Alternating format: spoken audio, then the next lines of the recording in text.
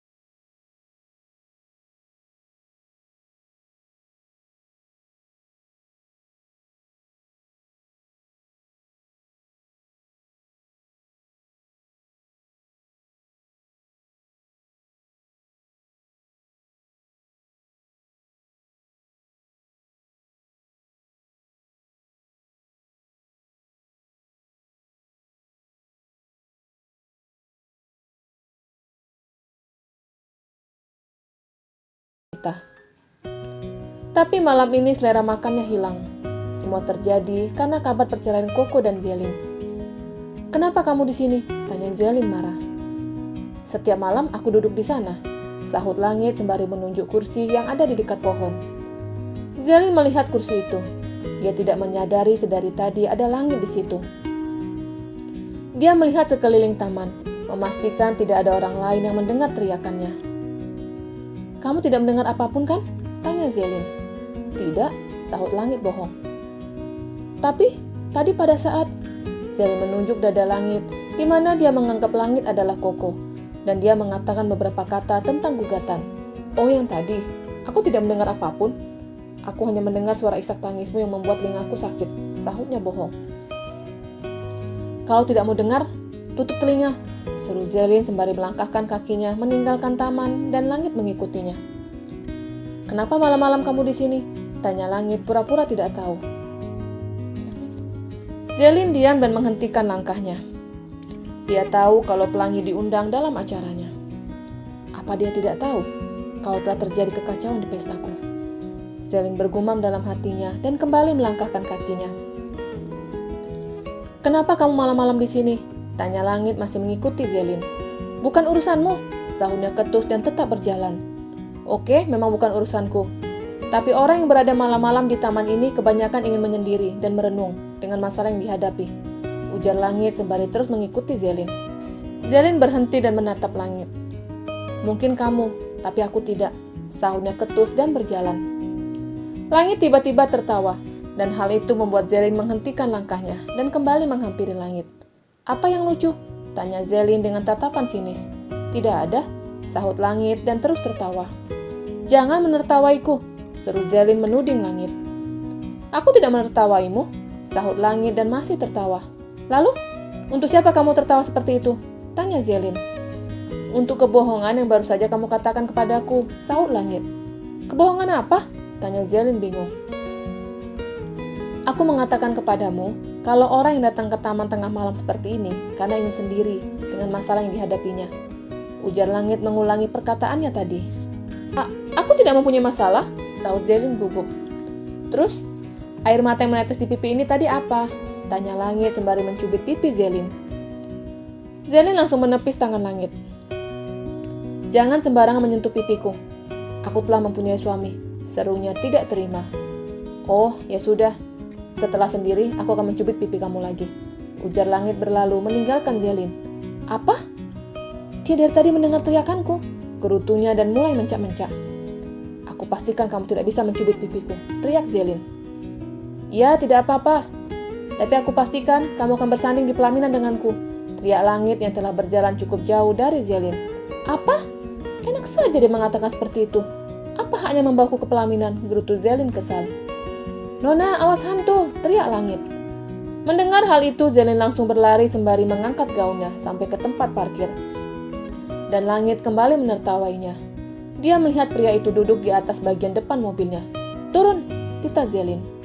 "Atau aku tabrakan kamu ke pohon," ancam Zelin. "Takut!" sahut Langit sembari turun dari bagian depan mobil. Zelin membuka pintu mobilnya, tapi Langit kembali menutup pintu mobil itu dengan tangannya. "Hei!" Zelin mendengus kesal dengan pria yang ada di depannya. "Kenapa Koko menceraikanmu?" tanya Langit dengan wajah serius. "Hahaha, Koko menceraikanku?" tanya Zelin pura-pura tidak mengerti dengan ucapan Langit. Langit menutup mulut Zelin dengan telapak tangannya, dan kedua insan itu saling menatap cukup dekat.